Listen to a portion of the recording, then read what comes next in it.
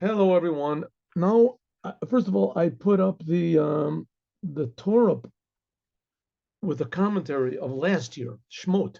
Now we're beginning the book of Exodus, so I put up last year's class so you can look in the YouTube and see last year's class. But now let's learn a speech of the Lubavitcher Rebbe, which is found in Likuti Sichot, gathered, compiled speeches of the Rebbe, the third volume. There's like about 40 volumes, 45 volumes. That's only beginning. Anyway, here it is. This is the third volume. Ready? And this is talking about this week's Torah reading, which is Shmot, Exodus, and how the Jews went into Egypt and what happened in Egypt, and and how Moses is born, and Moses has the experience at the burning bush, and God tells him he's sending the Jewish people to get out, and things get even worse. Right? He goes to the Jewish people and says, "Here I am. I'm ready to take you out. You've suffered long enough." Everybody said, "Oh, this is great. No, we really have suffered a long time. So happy you came here, Moses." And things get worse. And the Jewish people say, "Well, better you didn't come. This is terrible. Well, we thought it was bad before. Now it's really bad." And Moses complains to God. He says, "Lama salam, what are you doing? What are you punishing these Jewish people for? What do they do? And especially now, you told me to go and tell them it would get better, and it gets worse." And God only begins to answer the question next week. But that's this week's Torah portion in a nutshell. The Tzveiter Sefer, the second book, from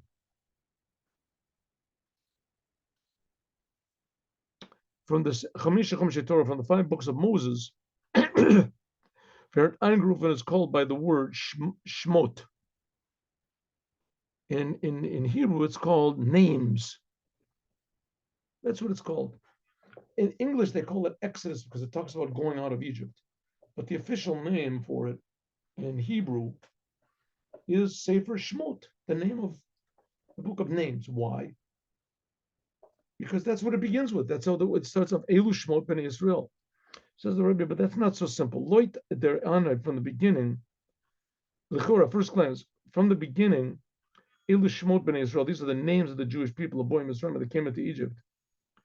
Vibalt aber der ganze Sefer, because the whole book, though, is talking about, is called by the name of names, the whole entire book with all the chapters in it and the story of how they got out of Egypt, built the tabernacle in the desert. Because this whole entire book of Exodus is called, in Hebrew, it's called names, Shmot, Muzman Zogam, we have to say, as their Neman, this name, Drichtmig Ois, this somehow or other expresses the allgemeine, the in general, Anhalt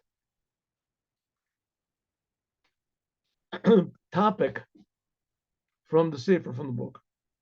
So the content of this book, this whole book of Exodus, must somehow or other be expressed in the name, the official name that's given to it, names.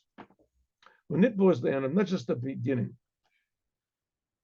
So the Rebbe wants to squeeze every little bit of meaning out of everything that there is in the world. And what does it mean, meaning? Something that'll help us to live better lives, to have more purpose and meaning and vitality and positiveness in our lives. So the Rebbe says, well, the way you can learn it is from the Torah. The Torah, that was, after all, who gave the Torah? God. God creates us.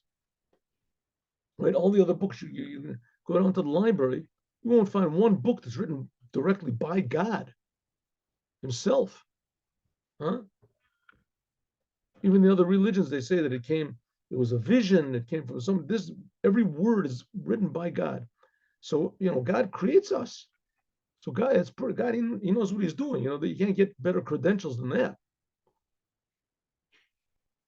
So he creates us, so we should pay a little bit of attention to him. So if the whole book, the name of this book is called Names, so there must be some sort of a big life lesson from that fact that it's called names. It must be that everything that is in the book of Exodus from the beginning to the end somehow or other fits into this category of names. Okay, what's the big thing about names? We'll see. And Anai from the Erster Parsha from the beginning, from the first section, the first chapter of this book of Exodus, of the book of names, Shem. Werd ois gerechnet, there is reckoned the names from the Jewish people which came into Mitzrayim, into Egypt. Is Yiddu, it's known in their in them, and this the question. The nomen, a name, werd doch schon ois gerechnet, the names already were reckoned. What does the Torah tell us? Starts off, these are the names of the Jewish people that came into Egypt: Reuven, Shimon, Levi, Yehuda, etc. But we already know that. It said it before, right just in the end of the previous two chapters ago. It says clearly the same exact thing. We know who the 12 sons of Jacob are. Why does it have to waste, apparently, space and time repeating them again? Is to leave vos darv the Torah. Why does the Torah Nachamal once again to enumerate the names? Also in Parshas Vayigash, we also have to understand the names from the sons of Jacob, Zain and Shoin Faran, in Parshas Vayetze. This is not the second time that these names are repeated. This is the third time. In the Torah portion, which is called Vayetze, when all these children are born, the sons are born, and after that, the section right after it called Vayishlach. Again, it's repeated, the 12 sons of Jacob. So we know the 12 sons of Jacob. It would have been enough. In Parshas Vayigash, which that's the third time they're mentioned, B'kitzur, in a short way, that Yaakov and his sons, they came into Egypt. We know who his sons are. If you have any doubts, Yaakov and all of his sons, okay? All of it. Then we already know where who they are. Chach mivolt nit gewusst den Namen from the Einiglich Yaakov's. Even though we would not know the names of the grandsons, but why does the Torah have to tell us again? Why do they have to repeat this again over and over again? The names of the sons of Jacob, and the names of the grandsons also were mentioned previously. But so, in other words, now in this book of names, which is called the names Shmot, so it's called that way because it begins with the names of the sons of Jacob, to enumerate the names of the sons of Jacob. But says the Rebbe, that doesn't make any sense. Why does it have to repeat the names of Jacob? We already know that 3 times already. Everybody knows the names of the sons of Jacob. It was already written 3 times, and we learned about it in very great detail in Parshat Vayetze. So what's the point saying it again? Says the Rebbe, I'm going to give you an answer. 1 second. Let me move this over here. Here we go.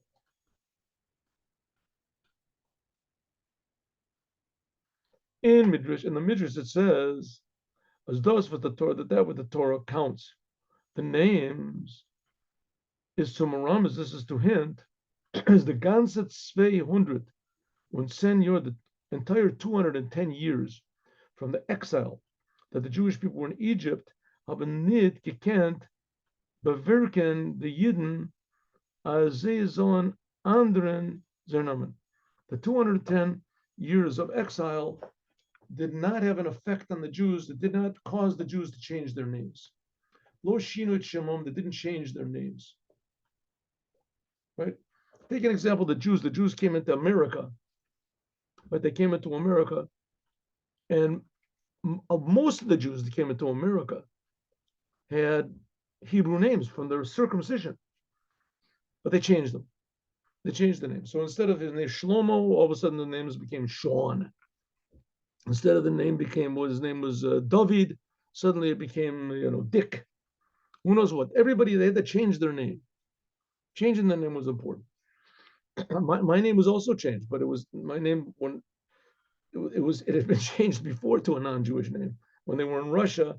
So they changed it for I don't know what, but they changed it to Balatnikov, which is also not a Jewish name. And then when they got to America, they changed it to Bolton. But that's last names. Last names are really not important. Here we're talking about the first names. Only the first names are reckoned.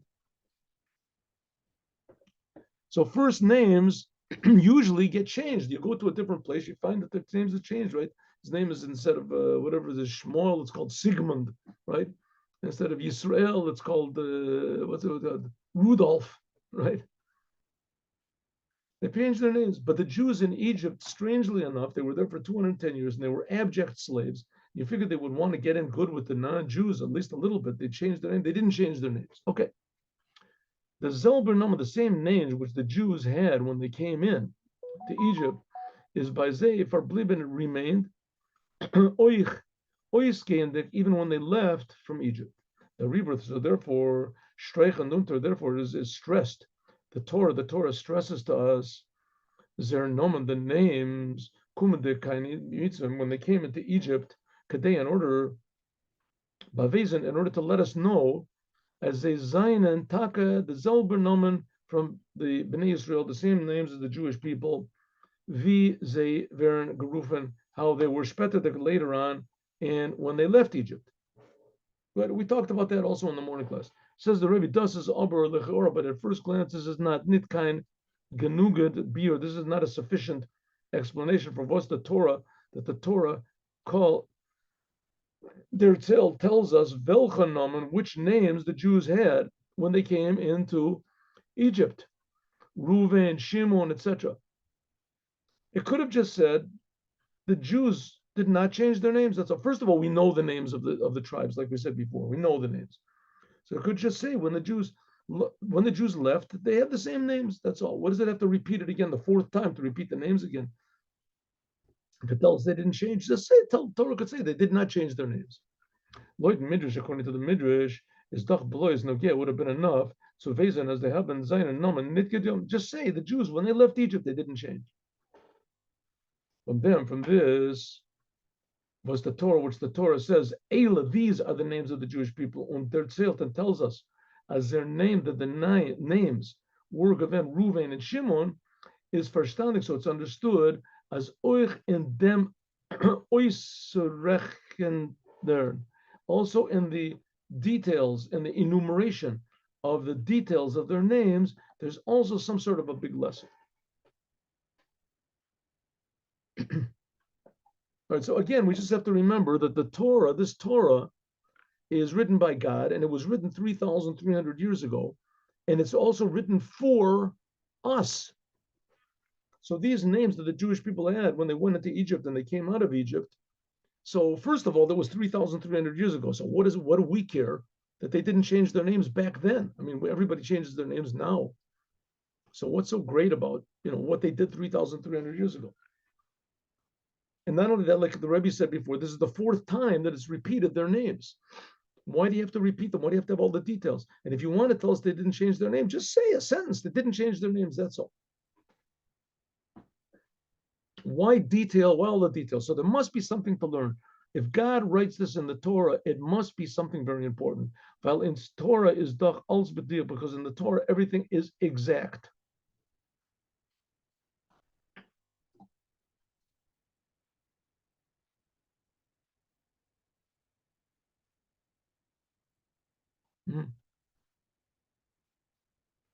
All right, 1 second. Oh, there it goes. The computer is very slow for some reason. I have to get it fixed again. Can't teach an old computer new tricks. Maybe I need a new computer. Here we go.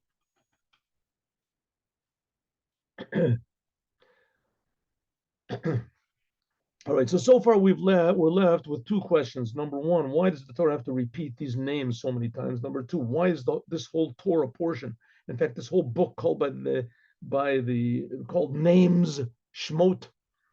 What's so special about names, and why? It also says in the Midrash of a pasuk, it says Elu Shmot. Shekulim Yisrael k'tzva shamayim. The Jewish people are like the stars of the heaven. Ne'amar kind of says Shmot, the names, and Ne'amar b'kochavim, and it says in the names of the stars. Shene'amar mona mispar the kochavim, that God counted these stars. L'kulam shemot yikro, they're all called names. Af Kodesh Baruch Hu, also God. Ki Yordu, when the Jewish people went down to Egypt, Mane Misparam, he counted them, how many there were. There were 70.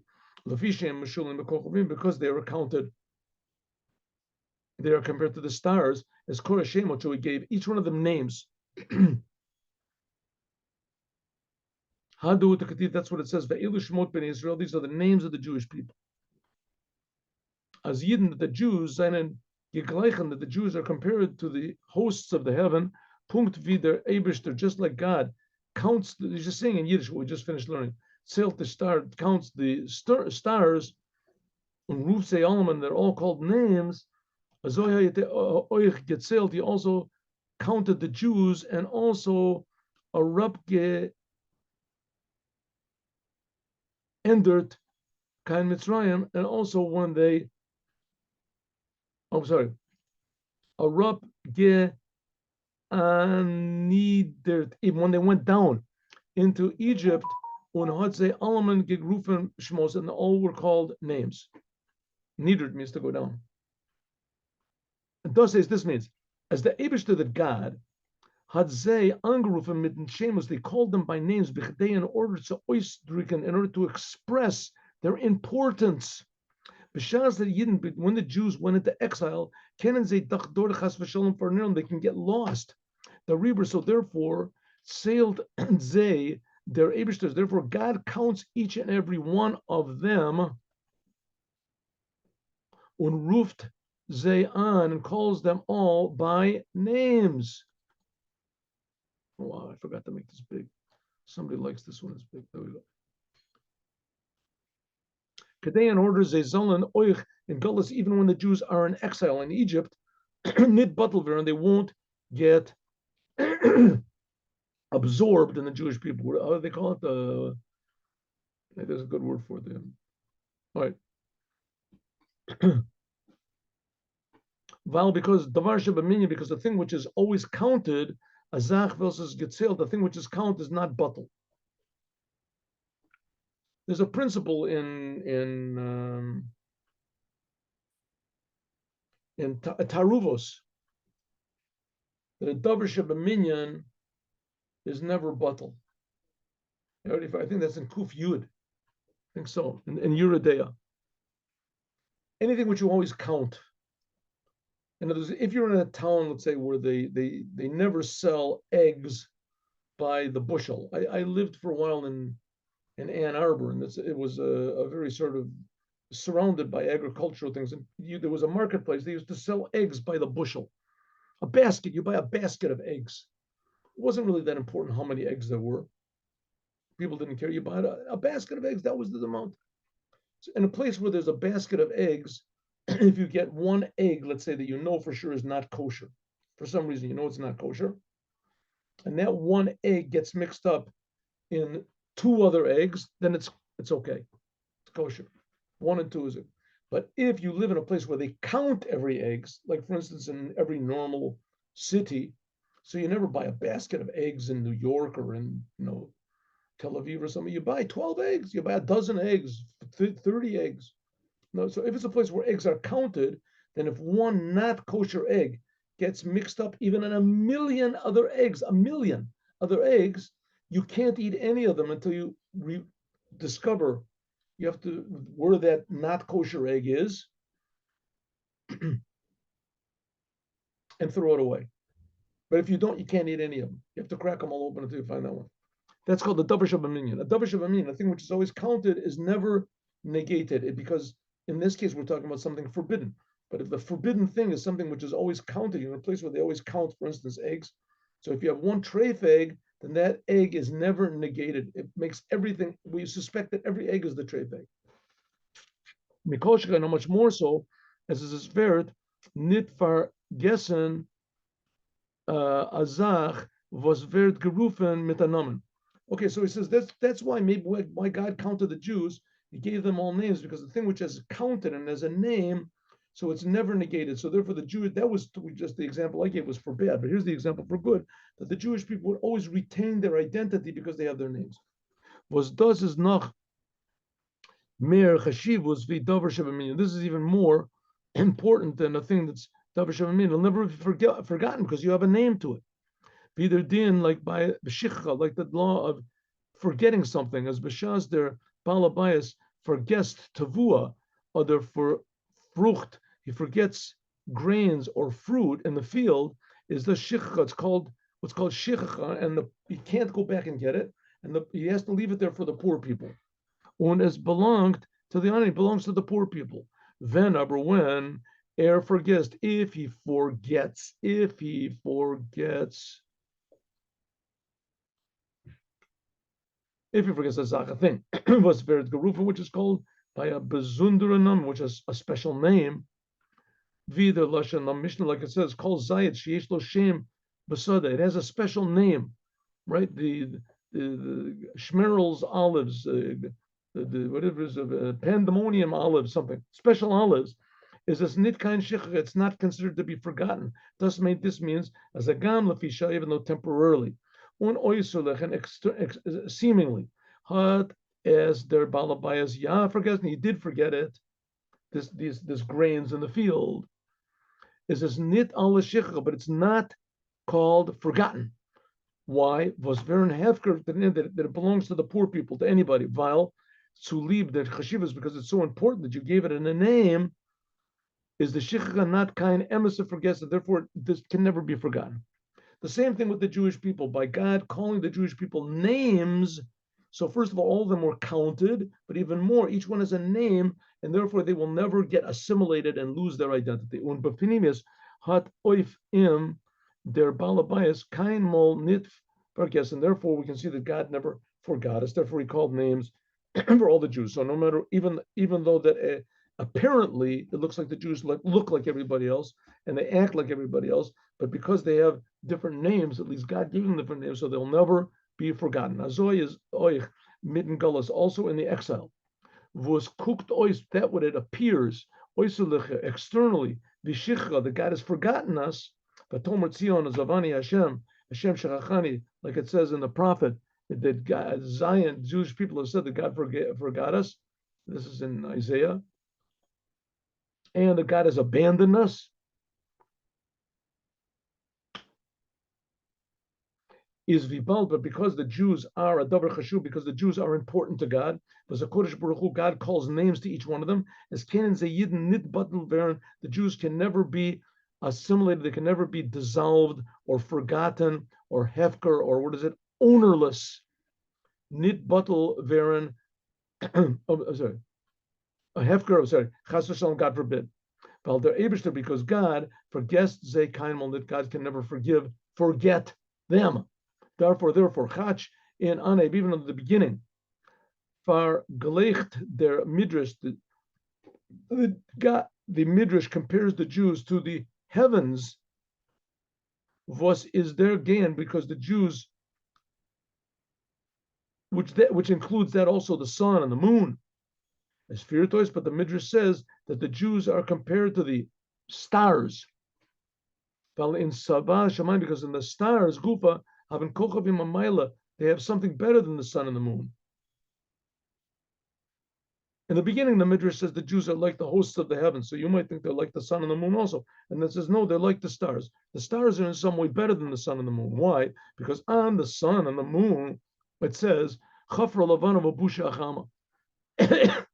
It says that the moon, the moon can be embarrassed, and the sun can be ashamed.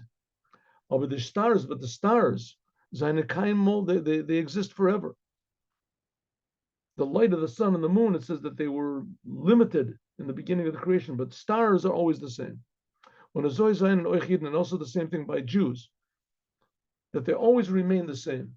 Like we said before, haben die Verschiedenheit, verschiedene Peshushim, all the different explanations in a sentence, they have a connection to one another. Azoy it is, similar it is.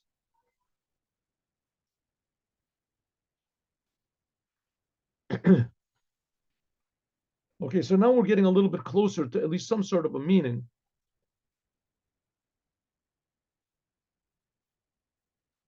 To why then what's so important about names. There's euch mit the zwei Oiber gewent in Midrash, and the previous Midrash we said that we mentioned before that the Jews are compared to stars in the heavens, and that the same names the Jews went into Egypt, they came out with it. Durach them by means of which, by this, that God had Bnei Israel, Jewish people, called them all names, Reuven, Shimon, Levi, Yehuda.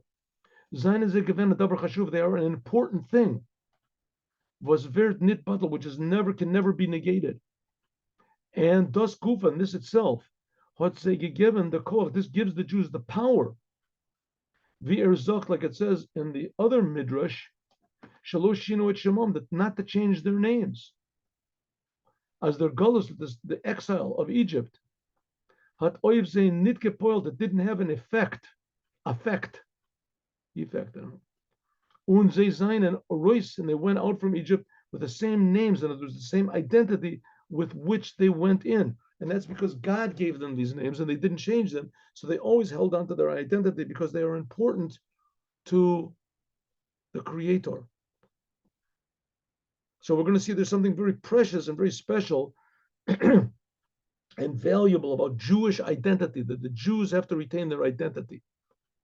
And that, especially their identity as God's people, and not to be swallowed up into the world, because by means of that, we give everyone in the world hope, an identity that there's an awareness that there's something true. There's a creator, and creator as a people. And God put these people in the world in order to benefit the whole world and to remind and educate the world what the creator wants and how special everyone is in the eyes of the creator. That's the idea of going into Egypt, into exile, and coming out of the exile. Right now, we're in Egypt, we're in the exile, and we'll see the Rebbe is going to explain to us how this specialness of the Jews can have a good effect on everybody in the world. See you all tomorrow, God willing, 8:15 in the morning. Have a good day with Moshiach now.